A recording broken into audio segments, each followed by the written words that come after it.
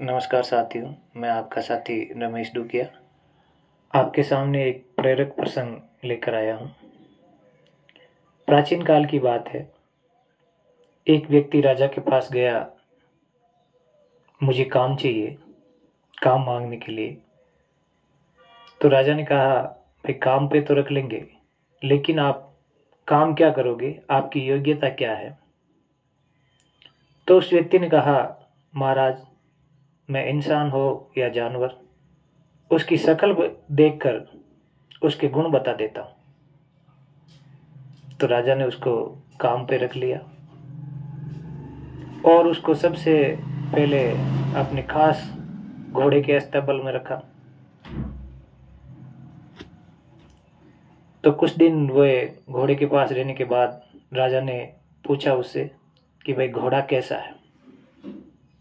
उसने कहा, राजा साहब घोड़ा तो है लेकिन नस्ल वाला नहीं है। तो उसने बताया कि घोड़ा है लेकिन नस्ल वाला नहीं है। तो राजा ने जिन लोगों से घोड़ा खरीदा था जंगल से, उनको बुलाया और उनसे पूछा, बात क्या है भाई। तो उन्होंने कहा, राजा साहब इनकी बात सच है। जब इस घोड़े का जन्म हुआ था तब इसकी माँ मर गई थी, तो हमने इसको गाय का दूध पिलाकर बड़ा किया। तो राजा ने उस व्यक्ति से पूछा, भाई तुझे कैसे पता चला कि ये घोड़ा नस्ल का नहीं है। तो उसने कहा, राजा साहब घोड़ा जब भी घास खाता है तो घास मुंह में लेने के बाद गर्दन ऊपर करता है और ऊंची गर्दन करके ही घास खाता है, और गाय जब भी घास खाती है तो गर्दन नीचे करके घास खाती है, और ये घोड़ा गर्दन नीचे करके ही घास खाता है। इसलिए मुझे ये पता चला कि ये घोड़ा नस्ल वाला नहीं है। राजा ने उसका प्रमोशन कर दिया और उसको महल में नियुक्त कर दिया और इनाम में उसको 4-5 भेड़ बकरियां, गाय और भैंसें दी। कुछ दिन महल में रहने के बाद राजा ने पूछा, भाई रानी कैसी है। उसने फिर कहा, महाराज ये रानी की तरह दिखती तो है लेकिन रानी है नहीं। राजा ने फिर रानी के माँ बाप को बुलाया और कहा, बात क्या है। रानी के माँ बाप ने कहा, बात सच है।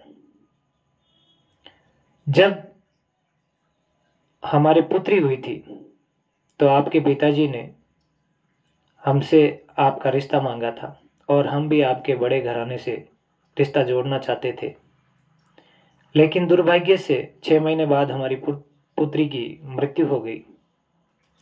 लेकिन हम आप जैसे बड़े घराने से रिश्ता तोड़ना नहीं चाहते थे, इसलिए मैंने अपनी सहेली की पुत्री को गोद लेकर सबसे छुपा कर रखा और आपके साथ रिश्ता बनाए रखा।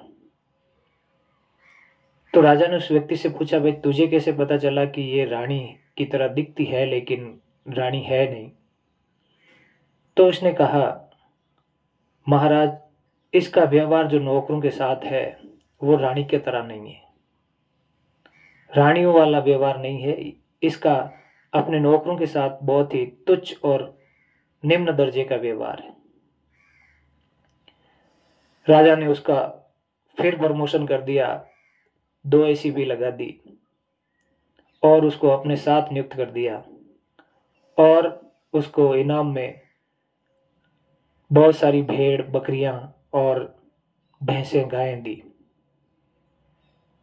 कुछ दिनों के बाद राजा ने उससे पूछा,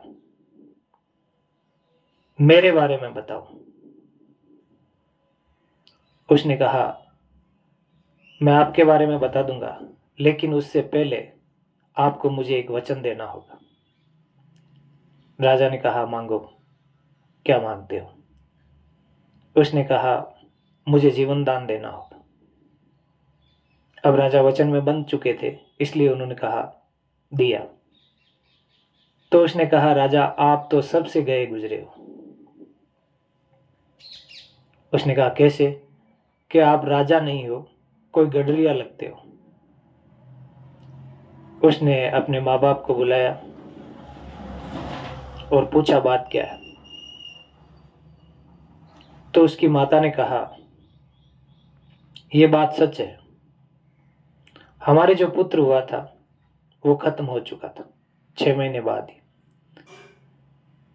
लेकिन हम इस राज्य को बचाए रखना चाहते थे, इसलिए मैंने अपनी सहेली जो एक गमालन है उससे तुम्हें गोद लिया, सबसे छुपाकर, और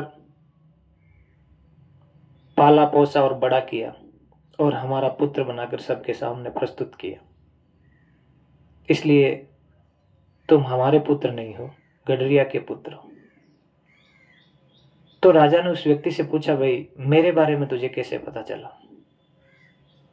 तो उसने कहा, राजा आप सच में खानदानी राजा होते तो इनाम में हीरे मोती जवाहरात देते।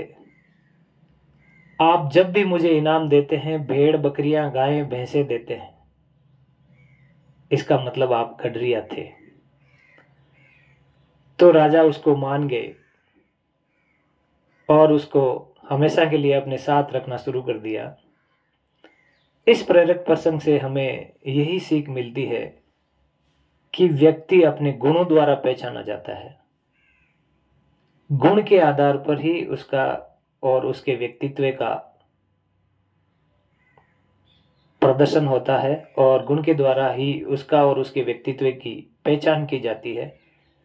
तो जब भी आप अपने गुणों को तराशते रहें और विकसित करते रहें। धन्यवाद।